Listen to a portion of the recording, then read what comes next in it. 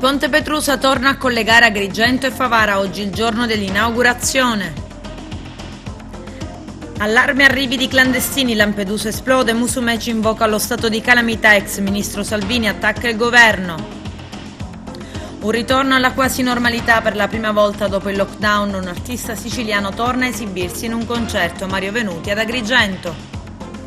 Sonia Giordano, il nuovo presidente dell'Acragas Calcio, il Pro Favara cambia allenatore.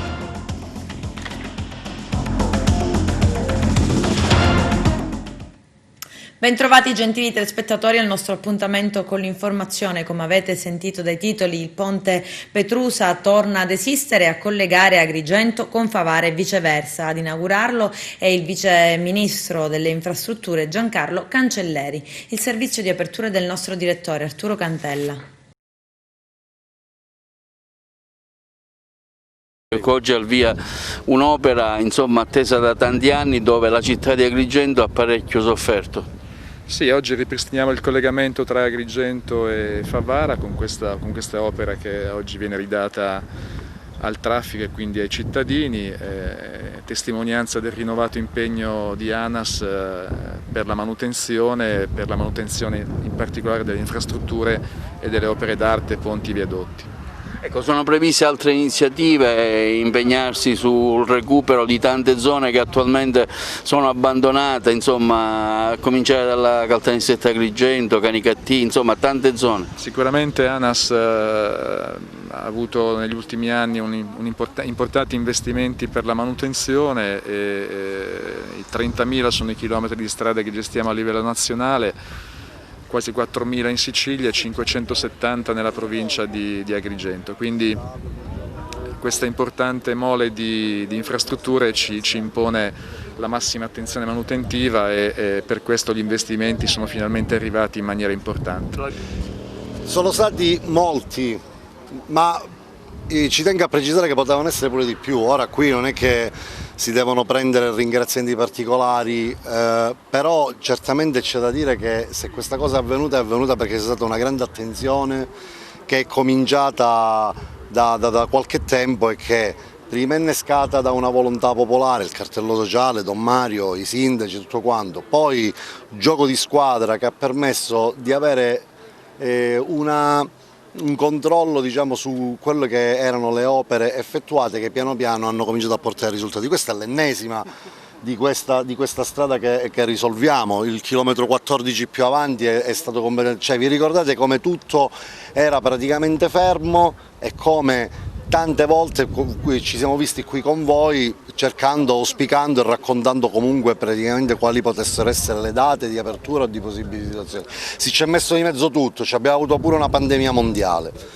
Ora comunque qui finalmente abbiamo scritto la parola fine a quella che io non faccio fatica a definire una grande vergogna, certamente, perché si è perso davvero troppo tempo, però dobbiamo partire con lo slancio di chi non si deve fermare e mentre ha preso la volata deve riuscire ad arrivare a fare altre cose. Allora il prossimo appuntamento sono i viadotti Acragas 1 e 2, dobbiamo cominciare a lavorare su questa cosa, si sta già lavorando, abbiamo avuto chiaramente dei rallentamenti perché purtroppo la pandemia ha portato periodi di lockdown, situazioni e robe varie, non ci sono state delle questioni particolari, si sono però dilatati i tempi, a volte anche gli interventi in cantiere delle ditte che dovevano mettere in campo i sistemi di protezione, i dispositivi di protezione individuale sono diventati poi un costo insostenibile che doveva garantire ANAS e che però non aveva, quindi poi si fanno le leggi, ci dimentichiamo praticamente di dare i soldi. Allora, noi abbiamo cercato di azzerare praticamente tutta la questione, adesso stiamo ripartiamo lì, io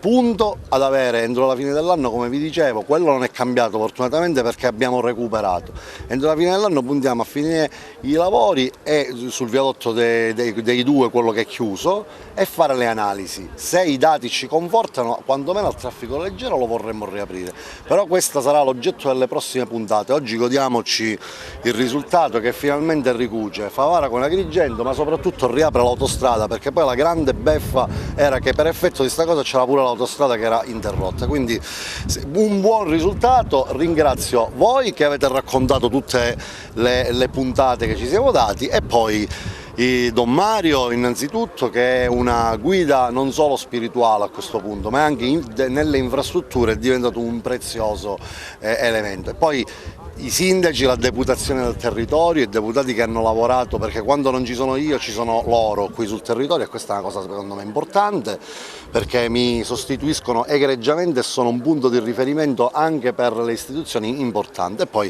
il prefetto che ci ha sempre ospitato, insomma mi pare di poter dire che c'è stato davvero un grande gioco di squadra.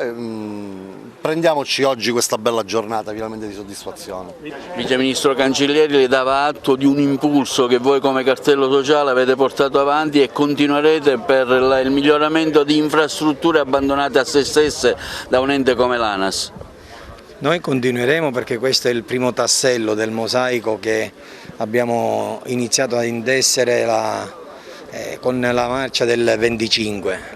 Sento dire di chi è merito di tutto questo, il merito è delle 5.000 persone che sono venute a quella marcia, stanche di come sono andate prima le cose e volenterose nel vedere, come in questo caso, inaugurare ponti, gallerie, altri ponti più importanti e più lunghi, così come strade e altre opere a sostegno e a favore della comunità. Lampedusa è meta di continui arrivi, una situazione difficile da gestire che ha spinto il governatore siciliano Nello Musumeci e l'assessore alla sanità Ruggero Razza a fare un sopralluogo e chiedere lo stato di calamità. Vediamo. Stamattina a Lampedusa abbiamo dedicato con l'assessore alla salute alcune ore per far sentire la vicinanza all'amministrazione comunale e agli operatori turistici. Nello spazio di qualche ora stanotte sono arrivate centinaia e centinaia di persone immigrate con decine e decine di barche, di barconi. Un dramma nel dramma in un'isola che con difficoltà tenta di rialzarsi dopo l'epidemia. Siamo in una condizione di emergenza, un'emergenza che è sociale, che è economica e che rischia di diventare anche un'emergenza sanitaria. Per fortuna è intervenuto il sistema sanitario regionale, metteremo già da lunedì l'amministrazione nelle condizioni di poter effettuare i test per verificare la positività al Covid-19 e però chiediamo allo Stato di essere presente. Non può pensare il governo centrale di scaricare sui prefetti, sui sindaci, sulla regione siciliana il peso di un dramma umano che rischia di allargarsi e di creare tensione con le popolazioni locali. Gli operatori turistici sono preoccupati perché non vogliono far passare un messaggio negativo. Per fortuna finora abbiamo tenuto divise le aree interessate agli sbarchi con le aree a vocazione turistica e però chiediamo risposta al Presidente Conte. Da 15 giorni abbiamo deliberato come governo la dichiarazione dello stato di calamità e abbiamo chiesto a Roma di dichiarare lo stato di emergenza. Ce lo hanno chiesto le forze sociali, le forze politiche, l'amministrazione, il Consiglio Comunale tutto. E da Roma ancora arriva un assordante silenzio. E Lampedusa è soltanto il paradigma di una realtà che coinvolge anche altri comuni dell'isola, altre fasce costiere, a cominciare dall'Agrigentino, da Porto Empedocle. Siamo stati all'hotspot, su 195 posti disponibili e omologati ci sono circa 700 migranti. Non è possibile tutto questo, non è possibile. Roma si svegli e faccia svegliare l'Europa. Si svegli Roma, non consideri ancora la Sicilia periferia, non lo faccia più, le nostre esigenze sono ben altre, non mettiamo a dura prova la pazienza della nostra gente. Ecco perché stamattina abbiamo voluto, da Presidente della Regione con l'assessore alla salute, testimoniare questa presenza e questa vicinanza e dire a tutti tranquilli perché la musica cambierà, ma davvero vorrà cambiare la musica? Lo chiediamo al Presidente Conte e sarebbe bello se il Premier decidesse di venire in Sicilia e a Lampedusa per rendersi personalmente conto di quanto sia grave e difficile la condizione di chi in questa isola ci vive tutto l'anno e vuole continuarci a vivere con i propri figli e con i propri nipoti. Ma bisogna cambiare, e bisogna cambiare indirizzo e strategia.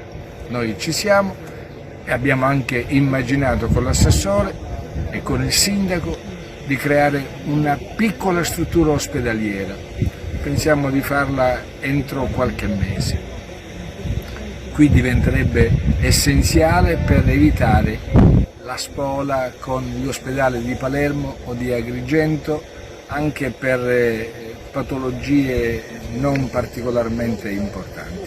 Insomma, la buona volontà del governo regionale non manca, serve quella romana che vada al di là dell'ordinario, perché qui nel Mediterraneo, con gli sbarchi a decine e a decine, con l'arrivo di centinaia, con l'arrivo di migliaia di migranti, di disperati, la situazione non è normale e non può essere gestita nella normalità.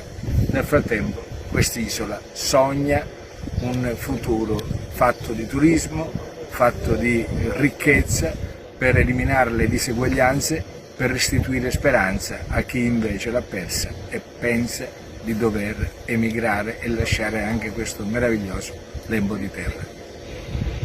Lampedusa assediata dagli sbarchi clandestini. Da giovedì fino a questa mattina sono più di 1.000 i migranti giunti sull'isola. Sono stati sottoposti a tampone anti-Covid e finora sono risultati negativi. Sono iniziati i trasferimenti per svuotare l'hotspot di Contrada Imbriacola. I dettagli nel servizio. Gli approdi non si fermano. Nonostante le condizioni del mare vengano date in peggioramento, questa mattina sono sbarcati a Lampedusa una quindicina di tunisini. La notte scorsa sono stati almeno 3 i barchini con massimo 10 persone a bordo che sono stati agganciati dai soccorritori. Sono già partiti intanto i 70 migranti, 35 per motovedetta, il cui trasferimento era stato disposto ieri sera dalla prefettura di Agrigento. Arriveranno in tarda mattinata o nel primo pomeriggio a Porto Empedocle. Altri 150 circa dovrebbero essere invece imbarcati sul traghetto di linea Sansovino. I test sierologici effettuati ai migranti del Bangladesh fino ad ora hanno dato risultati negativi. La regione siciliana ha fatto arrivare a Lampedusa test sierologici e tamponi e oggi dovrebbe essere inviato un macchinario capace di processare i tamponi in 20 minuti. Da giovedì fino a ieri sera a Lampedusa sono arrivati più di 1.000 migranti con gommoni, barchini, barconi, arrivati in piccoli gruppi o a centinaia su una stessa imbarcazione. Tranne le 2 partite dalla Libia, tutte le altre provenivano dalla Tunisia. Sull'isola, ancora sabato, in 600 erano nell'hotspot, che dovrebbe contenere invece 96 persone. Ieri sera la situazione è migliorata perché man mano che arrivavano gli esiti dei tamponi anti-Covid, finora tutti negativi, i migranti sono stati imbarcati sulle 2 navi traghetto che ogni giorno collegano l'isola delle Pelagie a Porto Empedocle e anche sulle motovedette militari per essere trasferiti nei centri di accoglienza di Sicilia, Calabria e Puglia. Il procuratore aggiunto di Agrigento, Salvatore Vella, il pubblico ministero che segue le inchieste sugli sbarchi, lo aveva previsto settimane fa. Quest'estate avremo numeri importanti e i migranti arriveranno quasi tutti a Lampedusa dalla rotta tunisina. Sembra di essere tornati a qualche anno fa, che non vuol dire si tratti solo di tunisini, che pure da anni restano il gruppo più numeroso. Solo quest'anno 2.000 degli 8.000 arrivati in Italia provengono dalla Tunisia.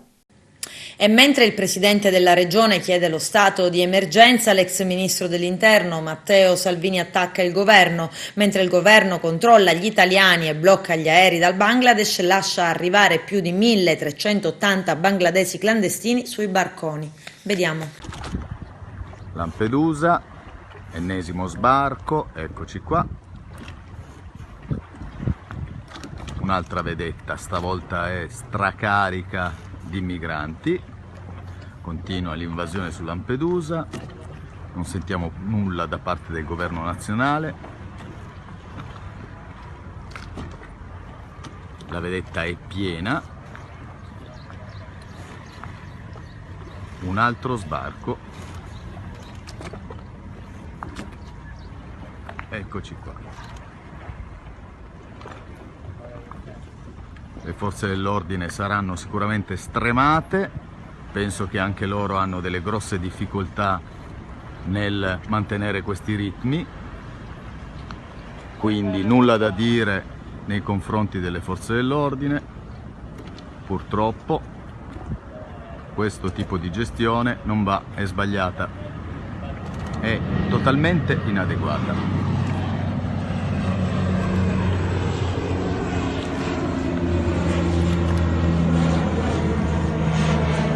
Governo incapace di gestire in maniera adeguata questi flussi, totalmente incapace. Applauso alle forze dell'ordine tutte. Nessun nuovo contagio per Covid-19 in Sicilia. L'isola si inserisce tra le 7 regioni che non hanno più positivi. Al sud sono la Sicilia, la Basilicata e la Puglia a registrare la buona notizia, ma c'è anche la Sardegna che ha 0 casi di coronavirus. Secondo i dati del bollettino giornaliero nazionale sulla diffusione del virus in Italia, nessun nuovo caso nemmeno in Liguria, Friuli Venezia Giulia e Valle d'Aosta. Da diversi giorni la Sicilia registra un solo caso di contagio ogni 24 ore e nessun ricovero in terapia intensiva. La media dei tamponi è diminuita. Ieri sono stati solo 1891. Gli esperti raccomandano comunque di osservare sempre le regole del distanziamento e dell'adozione dei dispositivi di sicurezza. Un ritorno alla normalità, il primo concerto dopo la lunga pausa forzata dalle misure anti-Covid, palcoscenico, la Valle dei Templi ed un emozionato Mario Venuti. Vediamo. Volevo essere più forte di ogni tua perplessità, ma io non posso accontentarmi se tutto quello che sai darmi è un amore. Si è esibito per una platea raccolta, ristretta a solo 250 persone. Questo consentono le misure anti-Covid. Ma a battere le mani c'erano forse i fans più appassionati che hanno cantato con lui tutti i suoi grandi successi. Vergine, dimmi se questa è magia,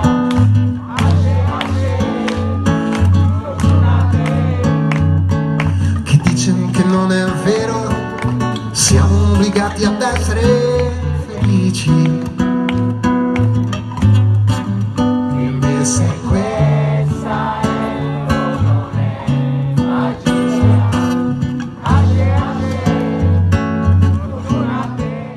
Mario Venuti è il primo artista siciliano a tornare sul palcoscenico dopo il lockdown. Nudo con la mia musica, questo è il titolo del concerto ai piedi del Tempio di Giunone, nella Valle dei Templi di Agrigento. C'è gente che ama mille cose e si perde per le strade del mondo. Io che amo solo te, io mi fermerò e ti regalerò quel che resta della mia gioventù. Il cantautore siracusano ma catanese d'adozione solo sul palco con la sua chitarra e il suo pianoforte, con le sue parole e con le sue melodie mediterranee. Che senza cercarti a un tratto nel domani io ti incontrai,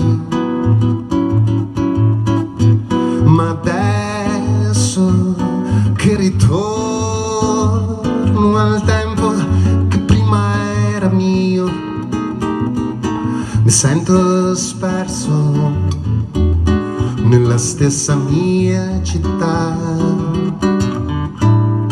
Stiamo imparando come si fa a privarsi dell'aria.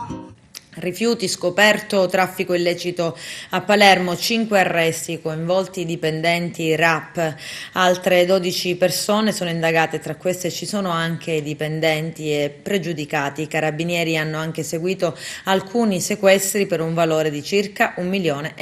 I dettagli nel servizio. Già alle prime luci della mattinata odierna, la direzione distrettuale antimafia di Palermo ha portato a compimento un'importante operazione nell'ambito delle attività di contrasto al grave fenomeno di traffico illecito di rifiuti. 5 in tutto gli arresti domiciliari eseguiti e numerosi i decreti di perquisizione e sequestro, oltre al differimento in stato di libertà di ulteriori 12 soggetti. I provvedimenti in questione traggono origine dall'attività investigativa denominata Servizio Parallelo e condotta dai carabinieri del Nucleo Operativo Ecologico di Palermo. Tutti i soggetti coinvolti si occupavano di sgomberi di appartamenti e di traslochi straordinari, ma i rifiuti che andavano smaltiti secondo le regolari procedure venivano in realtà abbandonati nel quartiere Partanna Mondello. A raccoglierli e a trasferirli a Bellolampo c'erano poi dipendenti compiacenti della RAP che trovavano il tutto già compattato, separato e ridotto di volume. Queste ultime procedure venivano effettuate nei locali del magazzino dell'ex Ompi. L'indagine di procura e carabinieri ha preso il via dopo un esposto da parte di un amministratore locale che denunciava il fenomeno dell'illecito smaltimento di rifiuti ingombranti e pericolosi, soprattutto nella stagione estiva. Nella denuncia veniva descritto il grave stato di degrado ambientale per la presenza di ingenti quantitativi di rifiuti, anche di natura pericolosa. I carabinieri hanno così individuato l'esistenza di un'attività organizzata di raccolta, trasporto, lavorazione ed infine abbandono e smaltimento di rifiuti pericolosi e non da parte di 2 distinti gruppi criminali facenti capo a 2 diversi soggetti. Il meccanismo consisteva nello svolgimento a scopo di lucro di attività di trasloco straordinario nel Palermitano su richiesta di privati o imprese, in assenza delle necessarie autorizzazioni e della minima osservanza delle prescrizioni in materia, con un conseguente abbandono dei rifiuti all'interno o vicino i cassonetti in via Pandora. L'organizzazione poteva contare su mezzi e strumenti atti alla riduzione volumetrica dei rifiuti ingombranti, messi a disposizione da 5 principali indagati nei locali del magazzino ex Ompi di Palermo e sulla collaborazione di 3 operatori della RAP incaricati dello svuotamento dei cassonetti in via Pandora, i quali puntualmente provvenivano a smaltirli nell'autocompattatore. Il traffico illecito è stato quantificato in oltre 1000 tonnellate di rifiuti di tipo ingombrante, pericoloso e non, con una media di 10 movimentazioni giornaliere, con circa 70 quintali di rifiuti a viaggio ed un ingiusto profitto pari a circa 150.000 euro. Nel corso delle operazioni militari del NOE di Palermo hanno inoltre sottoposto a sequestro preventivo i magazzini dello stabile ex Ompi, adibito ad officina per il trattamento di rifiuti, e 4 veicoli utilizzati per il trasporto dei rifiuti. Si è dimesso il sindaco di Caterina Villarmosa, Antonio Fiaccato, arrestato la scorsa settimana nell'operazione Cerbero. Vediamo. Il sindaco di Santa Caterina Villarmosa nel Nisseno, Antonino Fiaccato, arrestato nel corso dell'operazione Cerbero, ha fatto sapere tramite il suo legale, l'avvocato Giuseppe D'Acqui, di aver rassegnato le proprie dimissioni dalla carica. Nel prendere atto delle gravi accuse che mi vengono mosse e nel protestare la mia totale innocenza, scrive Fiaccato, nel rispetto che devo alla carica istituzionale che ricopro e all'autorità giudiziaria in cui ripongo la massima fiducia, rassegno le mie irrevocabili dimissioni di sindaco, augurando ogni bene alla cittadinanza. Fiaccato, eletto nel 2017 in una lista civica e al suo terzo mandato, è accusato di essere stato a capo di un sistema che assegnava appalti pubblici in cambio di favori. Insieme a lui sono stati arrestati anche 2 assessori della sua giunta.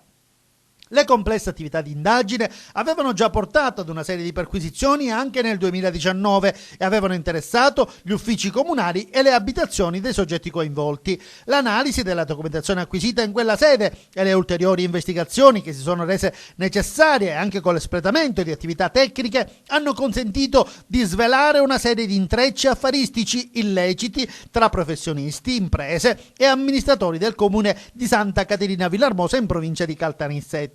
Le investigazioni hanno consentito di individuare un perdurante sistema concussivo corruttivo al cui vertice si poneva il sindaco Antonino Fiaccato, con il consapevole concorso di fidati collaboratori dallo stesso individuati e nominati anche quali componenti della giunta comunale in carica, tra cui spicca senza dubbio la figura del vice sindaco Agatino Macaluso, dell'assessore Giuseppe Natale e di Calogero Rizza, vera interfaccia tra la componente politica e gli imprenditori. Nei confronti di tutti costoro, il giudice per indagini preliminari ha ritenuto la sussistenza di un grave quadro indiziario, oltre che per i reati sopra indicati anche per la fattispecie di associazione per delinquere. L'indennità di funzione prevista per il loro incarico e ulteriori favori elargiti con generosità erano la ricompensa per il loro appoggio alle condotte illecite del sindaco. Al contrario, i dipendenti comunali e politici che si ponevano in contrasto con le condotte illecite del sindaco venivano emarginati e costretti alle dimissioni qualora non si fossero piegati al suo volere. Il sistema corruttivo era alimentato anche dalla compiacente e interessata platea di imprese e di professionisti attratti dalla possibilità di ottenere incarichi e conferimenti di lavoro, servizi e forniture dallo stesso comune in spregio ad ogni regola. Al villaggio Mosè, quartiere di Agrigento, in un alloggio precario nei pressi di un centro d'accoglienza per immigrati lungo il viale Leonardo Sciascia, i carabinieri hanno ritrovato Zina, la ragazza di 15 anni di Palermo di cui non vi è stata più traccia dalla metà dello scorso giugno. La madre ha partecipato anche alla trasmissione Chi l'ha visto per lanciare l'allarme dopo la denuncia dell'allontanamento della figlia dall'abitazione in centro a Palermo. Saldi estivi, sondaggio di Confesercenti sulla prima settimana. Vediamo. Per il 64% dei commercianti la prima settimana di saldi è stata negativa rispetto allo scorso anno, mentre il 26% giudica ininfluente il peso delle vendite. In cifre oltre l'80% rileva un calo significativo degli incassi. Sono i dati del sondaggio di Confesercenti Sicilia che ha intervistato 138 imprenditori siciliani del settore moda.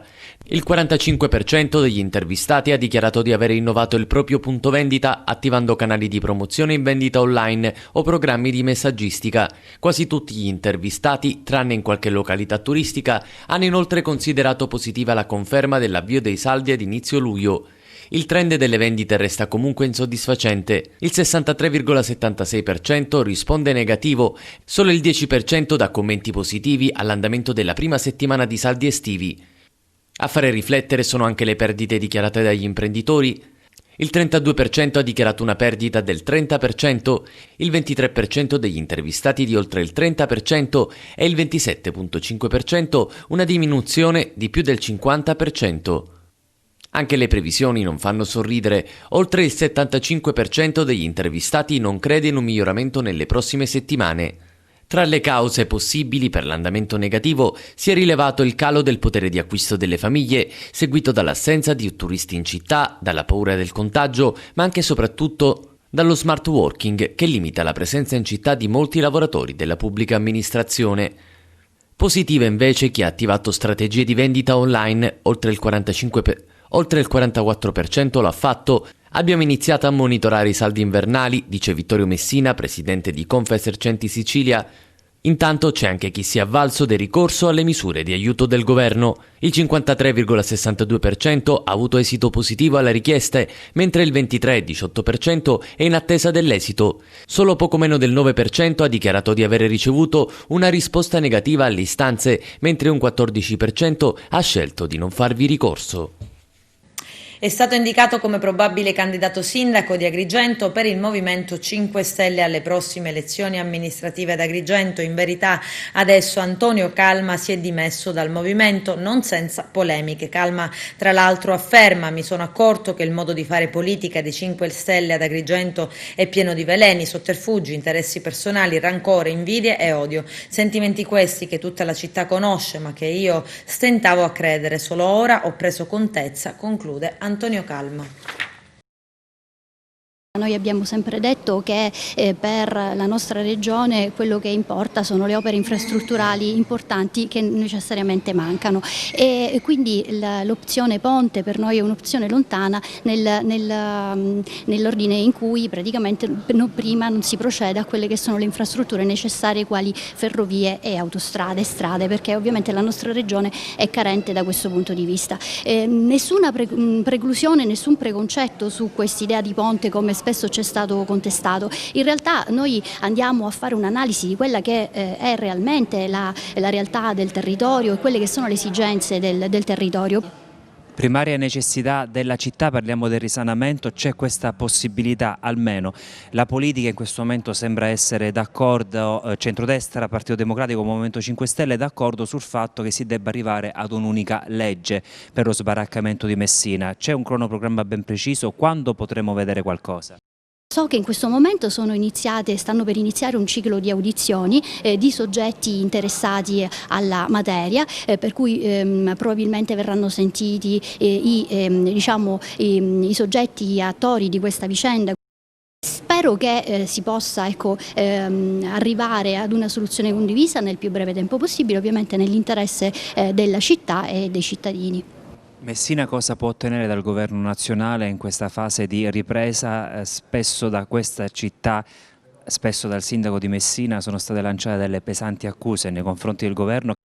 Si tratta di tanti provvedimenti che sono stati posti in campo che, visti nel complesso a 360 gradi, hanno una ricaduta importante sul territorio. Ovviamente sono provvedimenti che hanno necessità di un arco temporale, non hanno un arco temporale immediato per espletare i loro effetti, hanno necessità di avere un attimino di rotazione anche per quanto riguarda le procedure e poi daranno pienamente i loro effetti in un momento, si spera, il più vicino possibile.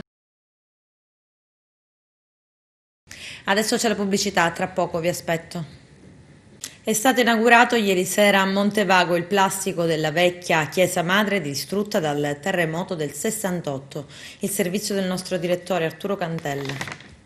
È stato inaugurato a Montevago il plastico della vecchia casa madre distrutta dal terremoto del 1968. Il maestoso modello è stato realizzato in memoria dei 200 anni dalla consacrazione della chiesa da parte del cardinale Pietro Gravina. È ubicato nella parte finale del Corso del Popolo, vicino alla piazza principale del paese e al Palazzo di Città. A promuovere l'iniziativa, con il patrocinio dell'amministrazione comunale guidata dal sindaco Margherita La Rocca Ruvolo, è stata l'associazione Lasmania, addosso presieduta da Michele Giambalvo in collaborazione con il Laboratorio della Memoria, presieduta da Maria La Rocca. La vecchia chiesa madre di Montevago, che ha già ottenuto un finanziamento da parte della regione siciliana di 750.000 euro per un progetto di restauro che consentirà di renderla fruibile ai fini turistici e candidata ai luoghi del cuore. La campagna nazionale per i luoghi italiani da non dimenticare, promossa dal FAI in collaborazione con Intesa San Paolo, e si potrà votare sul link del portale del FAI. Molti di quelli che siete presenti avete sicuramente il ricordo di quella che era la sontuosa chiesa madre del comune di Montevago prima del sisma che l'ha distrutta. Questo rappresenta il plastico. Nel vecchio centro sorgerà uno spazio da poter fruire, da poter vivere. Si sta espletando la gara in questi giorni per il progetto che è solo uno stralcio di un progetto più grande, uno stralcio di progetto di 750.000 euro finanziato dall'assessorato regionale alle infrastrutture e prevede la messa a sicurezza delle colonne, il recupero del pavimento della chiesa madre e sicuramente nel fare questi lavori altri reperti verranno alla luce. Abbiamo anche partecipato ad un progetto con il Ministero dei Beni Culturali per 1 milione di euro per continuare il ripristino della vecchia chiesa madre. L'intenzione è quella di recuperare il più possibile la memoria di un duomo dove i nostri nonni, i nostri padri si sono sposati, sono nati, si sono battezzati, hanno celebrato funerali. Questo vuole essere il senso del recupero della vecchia chiesa madre di Montevago.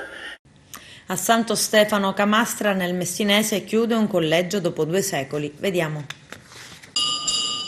La notizia era nell'aria ormai da parecchio tempo, ma mai ci si aspettava una chiusura così immediata di una delle istituzioni più longeve che erano presenti a Santo Stefano di Camastra. Infatti il Collegio di Maria, dopo 2 secoli e mezzo dalla sua istituzione, chiude per la carenza di vocazioni, con il gruppo appartenenti alla congregazione delle suore collegine della Sacra Famiglia, che si è gradualmente assottigliato fino agli ultimi 2 elementi in età avanzata. La struttura, nata nel 1782 per volontà di Monsignor Gioacchino Castelli, vescovo di Cefalù, è una delle poche istituzioni che hanno avvicinato la gente alla fede e alla vita in comunità. Il Collegio di Maria è stato per la comunità stefanese una casa di educazione e di lavoro per ragazze da istruire nella dottrina cristiana, nell'apprendimento delle arti tipicamente femminili come il cucito e il ricamo, rappresentando un esempio e un cardine della Santo Stefano buona e della gente semplice che vi si rivolge sapendo di trovare risposte adeguate in un luogo dove la decadenza sia dei valori morali che spirituali e sociali sta raggiungendo livelli di abbandono in ogni settore del vivere civile. Tanto rammarico per questa chiusura, condita da un poco di indifferenza da parte della comunità stefanese. Certamente c'è rammarico, dolore, dispiacere dentro, forse perché non abbiamo fatto bene forse tutta la nostra parte nel tempo. È chiaro, c'è un evolversi dei tempi anche della storia, forse che ci parlano, sicuramente ci chiedono anche di ripensare, di dare vita a nuove realtà che possono supportare e servire la vita della cittadinanza. La notizia è arrivata in modo tempestivo, quasi diremmo dalla sera alla mattina, però è chiaro che anche la sensibilità di una città deve crescere sempre di più, perché tante volte certe realtà muoiono perché manca l'attenzione della cittadinanza, non per la permanenza in sé, ma per tutto quello che sta dietro. Fake news presentato a Licata, il nuovo libro di Francesco Pira e Raimondo Moncada. Arturo Cantella. Si è svolto a Licata, città natia dello scrittore Francesco Pira, la prima presentazione del libro scritto a 4 mani con il collega Raimondo Moncada, Fake News, manuale semiserio di sopravvivenza contro le bufale, edito da Medinova, casa editrice indipendente fondata dal dottore Liotta. L'evento si è svolto presso il porto turistico di Marina di Cala del Sole. Il libro vanta la prefazione di Stefano Vaccara, direttore della Voce di New York. La copertina è del maestro Nicolò D'Alessandro e una foto di Irene Moscato. La giornalista e docente di lettere Cristina Gaziano ha condotto la serata, che è stata allietata dal maestro Paolo Grillo, giovane musicista licatese. Tra le prossime presentazioni previste quelle di venerdì 17 a Canicattì, sabato 18 a Sciacca e prossimamente nella prima decade di agosto ad Agrigento e Realmonte.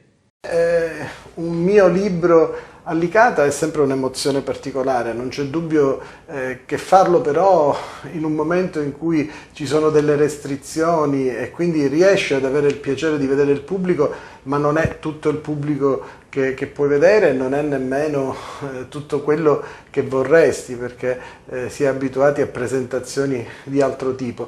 Però Fake News esce in un momento molto particolare, un tema di grandissima attualità. Proprio durante l'emergenza Covid, e lo specifica anche Stefano Vaccara nella sua prefazione, la diffusione di fake news è stata notevole. Noi abbiamo provato, e lo stiamo ribadendo nelle varie presentazioni che faremo, anche quelle che abbiamo fatte online, che si tratta di un libro, nella prima parte, quella che ho curato io, molto divulgativo su cosa sono le fake news e come combatterle. Nella seconda parte invece Raimondo Moncada è riuscito a fare qualcosa di straordinario, cioè inventare delle fake news talmente inverosimili che possono anche essere credute. La prima volta non si scorda mai, la prima volta a Licata con questo nuovo lavoro fake news, manuale semiserio di sopravvivenza contro le bufale, scritto col sociologo ed esperto in comunicazione e giornalismo Francesco Pira. Emozionatissimo, una prima presentazione con tanti amici, tanto pubblico al porticciolo turistico, è stata davvero una grandissima emozione. Ecco, provare a spiegare questo lavoro che ha come obiettivo ambizioso, ecco, quello di far aprire gli occhi e far aprire anche il cervello alle persone che scorrono senza più attenzione, direi anche senza più materia grigia, ecco, Facebook, Twitter, Instagram, LinkedIn, senza badare più al contenuto delle notizie, sorbendosi praticamente tutto. Ed è il lavoro, ecco, che abbiamo fatto con Francesco Pira. Lui si occupa in maniera rigorosa, scientifica, ecco, delle fake news, tra l'altro è un esperto riconosciuto a livello nazionale. Io mi occupo invece della parte fantascientifica, le sparo più grosse, ecco, di tutte le fake news che ho incontrato da 2-3 anni a questa parte. Fake News è un libro importante scritto a 4 mani da Francesco Pira e Raimondo Moncada. La parte scientifica, analitica, che ci permette di capire cosa significa una falsa notizia, composta da Francesco, e poi Raimondo invece in una scrittura creativa per far capire come si possono costruire le false notizie. È uno dei libri importanti che Medinova presenta in un momento particolare che è di grande anche attualità, perché purtroppo è un mondo invaso dalle false notizie. L'imprenditrice Sonia Giordano è la nuova presidente dell'Acragas Calcio e il nuovo tecnico per il Pro Favara è Luca Cavallo, il servizio di Carmelo Lentini. Grandi manovre in casa Acragas grazie alla presenza della dirigente biancazzurra Sonia Giordano, che ha provveduto a rimodellare l'assetto societario e ad operare le prime mosse di mercato. Come avevamo informato nei giorni scorsi, l'imprenditrice è tornata in città lo scorso mercoledì e venerdì scorso, sempre in occasione di un'importante riunione dirigenziale, è stata designata all'unanimità dall'Assemblea nuova presidente della società Acragas. La carica di massimo esponente biancazzurro è stata accettata di buon grado dalla diretta interessata, che avrà al suo fianco come vicepresidenti gli avvocati Giancarlo Rosato e Giovanni Castronovo. Nuovi consiglieri del club biancazzurro saranno Salvatore Bottone ed Alessandro Cavarzan. Come primo atto è stato deciso e deliberato di presentare nella giornata di questo lunedì, negli uffici del Dipartimento Interregionale della Lega Nazionale Dilettanti, la domanda di ammissione al campionato nazionale di Serie D 2020-2021 per società non aventi diritto. A supporto dell'istanza sarà allegata tutta la più ampia documentazione richiesta dal comunicato ufficiale della LND e soprattutto le somme economiche previste dallo stesso comunicato federale, pari a 50.000 euro. Ma non è finita, perché sempre nella stessa seduta si è deciso di affidare la parte tecnica della squadra all'esperto Francesco Di Gaetano, palermitano purosangue, 47enne, in possesso del tesserino di allenatore professionista di seconda categoria UEFA A. In passato è stato il secondo di una vecchia conoscenza del calcio agrigentino, Roberto Boscaglia, dal 2010 al 2015 sulla panchina del Trapani, ottenendo la storica promozione in Serie B con la società Granata.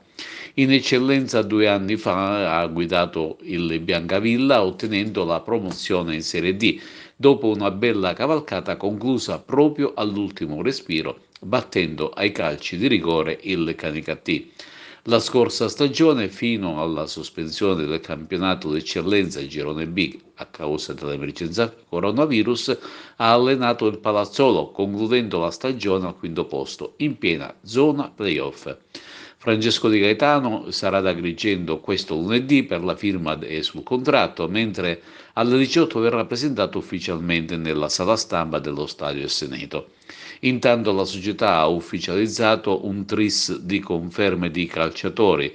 Si tratta di giovani Samuele La Rocca, un difensore centrocampista del 2001, Giuseppe Ferrante, classe 99, anche lui un difensore, e dell'esperto centrale agrigentino puro sangue Alfonso Cipolla. Grandi manovre anche in casa Pro Favara, che ha presentato il nuovo tecnico per la prossima stagione d'eccellenza. Si tratta di Luca Cavallo, che ha maturato esperienze in panchina con la compagine greca delle Panaliakos, squadra militante nel girone B greca. È in possesso del cartellino di allenatore professionista UEFA A e ha maturato esperienze formative con Taranto, Prosesto e Spal. Appena arrivato nella città dell'Agnello Pasquale ha voluto visitare lo stadio comunale Brucoleri, tastare il manto sintetico e prendere visione del nuovo luogo di lavoro. Poi è stato ricevuto dal sindaco Anna Alba e dall'assessore Miriam Mignemi ed infine la presentazione alla stampa in piazza Cavour alla presenza anche di sportivi e tifosi che in maniera spontanea hanno portato il saluto al nuovo staff tecnico. Suo vice sarà Cassio Medeiros, mentre l'incarico di direttore sportivo è stato affidato a Francesco Lo Medico. Il nuovo progetto della Pro Favara prevede la creazione di un settore giovanile organizzato ed è per questo motivo che la dirigenza si è affiliata all'Udinese Academy, di cui fa parte dello staff tecnico lo stesso Lo Medico. Alla conferenza stampa il presidente Rino Castronuovo ha voluto ringraziare la dirigenza per il lavoro che sta svolgendo in tutti i settori e ha ringraziato l'amministrazione comunale per la gestione dello stadio affidata alla società. Con questo è tutto, termina qui l'edizione del telegiornale. Grazie per la gentile attenzione e per essere stati con noi. A presto.